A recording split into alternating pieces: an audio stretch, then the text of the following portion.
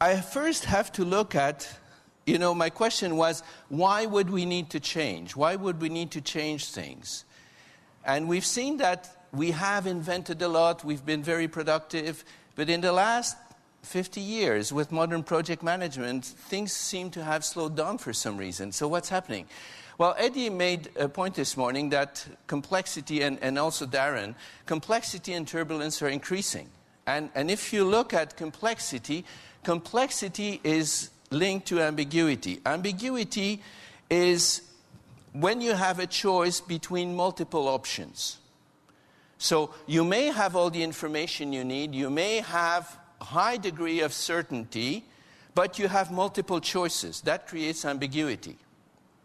Now, when we talk about uncertainty, you may or may not have many choices, but you don't know how you're going to actually implement it. There is a degree of unknown in the actual execution of what you're doing. Okay? So there are two distinct ideas. And I wanted to point that out because I'm going to talk about ambiguity and uncertainty and how, as project managers, we are very competent to deal with uncertainty. And we have a lot of experts here who do, for example, risk management. And risk management is about managing uncertainty. Uncertainty, my friend David Hilson is there, so I have to say, uncertainty that matters. Okay. But are we good at dealing with ambiguity?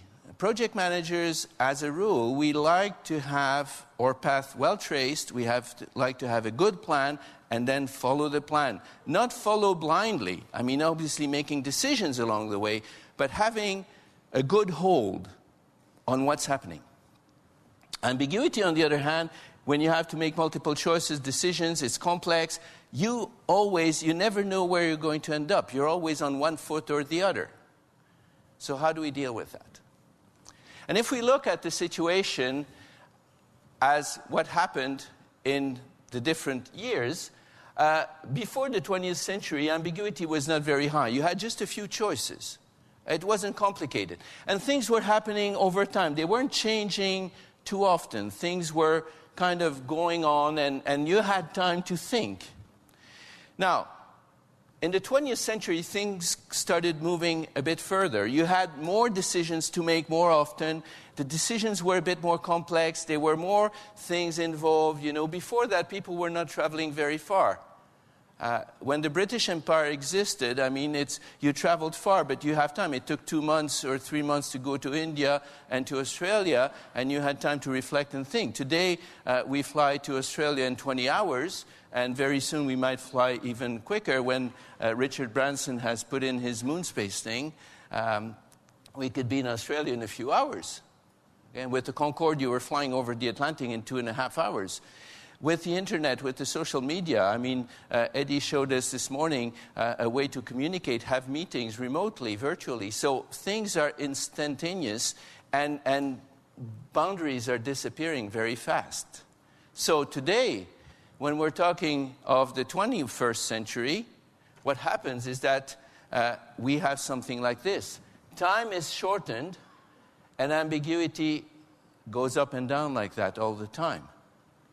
Now, I don't know if some of you know, but typically in a project, uncertainty is high at the beginning and low at the end.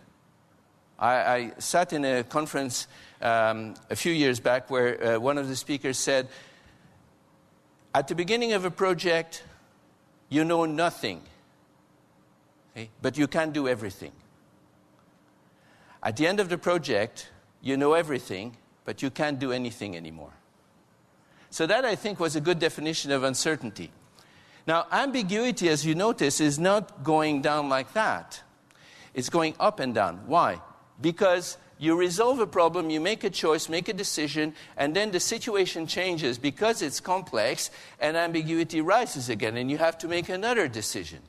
Good examples of that are agile management, for example, where people meet every day to resolve the problems that have happened over the day because things are changing so fast. So basically, the idea is that ambiguity goes up and down. You can never fully resolve ambiguity. What you resolve it until the next problem or next output occurs. So, how does it affect the organization? I usually put pictures, you saw the picture of Gaddis earlier, I usually put pictures of people who have quotes like that because I like people to say, oh, they look really old, they have gray hair, they must be very wise, you know. These two don't fit the picture. I'm not sure why I put them there, but they are very good. They have written a number of scholarly papers which are quite interesting. And more specifically, they've looked at how organizations deal with complexity and turbulence. They're from Harvard.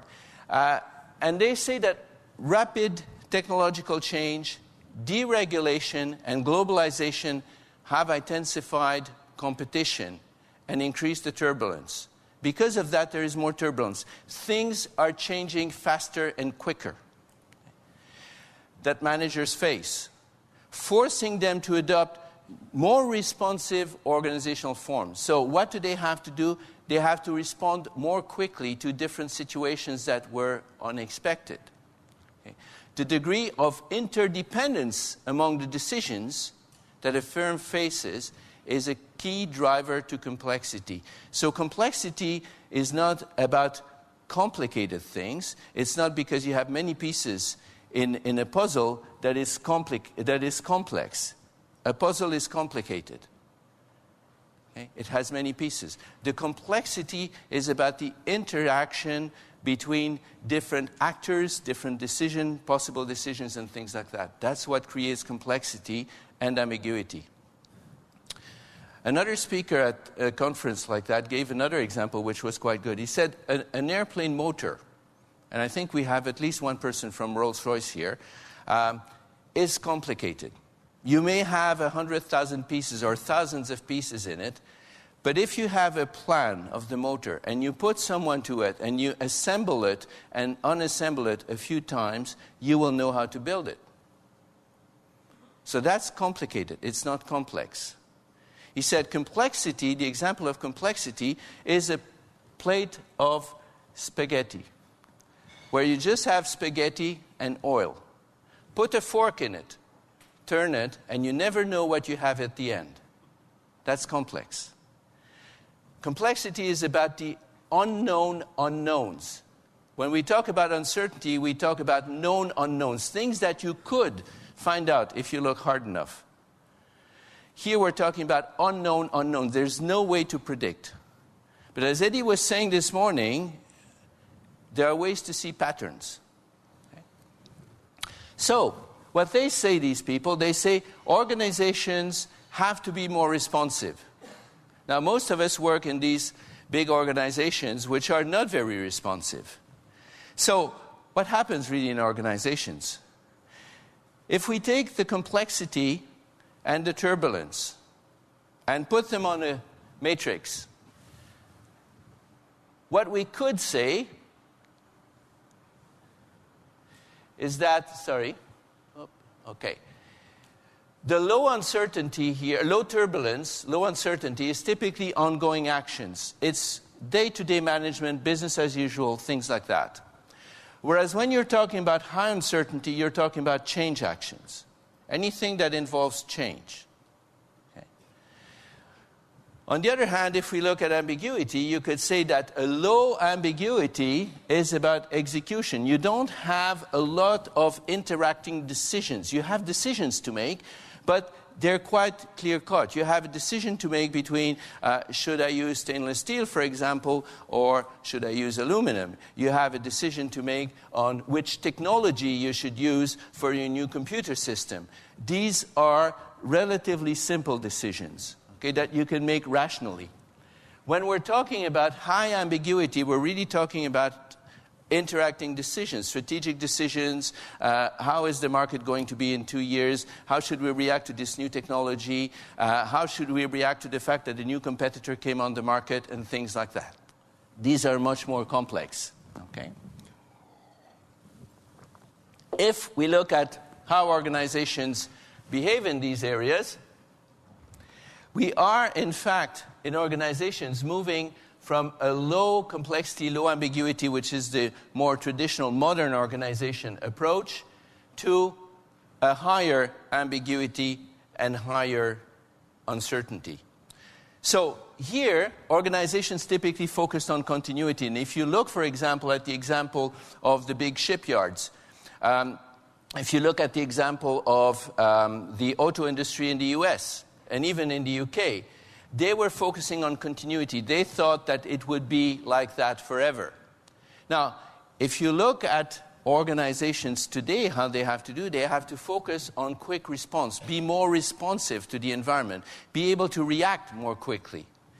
And basically, if you're in the high ambiguity, low uncertainty area, you can focus on analysis. It's making decisions that are difficult, but because there's low uncertainty, you have time. Low turbulence and low uncertainty, you have time. You have the time to look at different options, examine them, gather the necessary data to make the right decision. Okay? So you can focus on rational analysis. And here, high uncertainty, low ambiguity, we focus on results. We know where we're going. We know how to get there. We just have to get there as best as we can. And typically, this is the area where projects are. The modern project management approach is in that area. Now, we're going to see how potentially we can look at the bigger picture. Now, I'm going to give you two examples. I told you I was going to tell you how Pfizer and Nintendo worked on that. And what happened, Pfizer was a company that was focusing on continuity, even if they were in drug development and innovation. But what happened, they were looking at the development of a heart disease drug. And Pfizer had this process that before throwing away a product on which they had spent a lot of time, a lot of energy, and a lot of resources, they would first see, is there anything else we can do with it? And during that meeting, I wasn't there at the meeting, but during that meeting, I've heard that one of the researchers lifted their hand and said, and this is the urban myth, obviously, it has an interesting side effect that maybe we could use. And from that, they developed Viagra, which, as some of you may know, made Pfizer one of the top pharmaceutical industries in the world. Now, another example is the Nintendo Wii. The Nintendo Wii. What happened, Nintendo was the first company in gaming for a long time, but they had these arcades games. And when games became on personal computer and consoles, Nintendo came up with the Nintendo Cube, and it was quite successful. And then both Sony and Microsoft said, oh, this looks like an interesting market. Maybe we should pour millions in there and try to take control, which they did with the PlayStation and the Xbox. And Nintendo was slowly losing its market. They had been number one there for a long time, but because they didn't have the money to compete with these big players who were in all kinds of other fields, they basically needed to do something new. And in fact, instead of focusing on continuity, continuing to produce a better Cube, a better Nintendo Cube, the version 3 and 4, etc., they went completely to something different. And they developed the Wii with this little stick. And it completely changed the market of gaming. Because now everybody could play. I mean, I remember when I was doing my MSc, my kids had a PlayStation at the time, and there was a game we really liked. And when I had finished working in the evening, it was maybe, midnight or 1 o'clock in the morning. And I felt really stressed. And before going to bed, I went down and practiced on the PlayStation, and I became very good at one of the games. And at one point, my daughter, who was at the time 13-year-old, caught me downstairs and said, Dad, you're cheating. You're practicing while we sleep. You send us to bed, and then you go play the PlayStation. But anyway, it does take time. And most of us who are working don't have time. That's why teenagers are so good at these games, and we are not. I mean, sorry. Many of you are probably still teenagers, and you are good at these games, but I'm not. And I'm not ready to take the time. But what the Wii did, it made it very easy. I played Wii with one of my friend's daughter the other day. We played tennis, and I could play because it's like the tennis game. And we played ping pong, and we played golf and all that. And I could play, and I was so happy with myself, you know. And it put the gaming back into the whole family. And it changed the whole idea of gamers being potato couches. Now you have Wii exercise and things like that. And people do classes with Wii. Exercise classes and Pilates and things like that with Wii. And it completely changed the market. And now it's Sony and Xbox and Microsoft trying to catch up.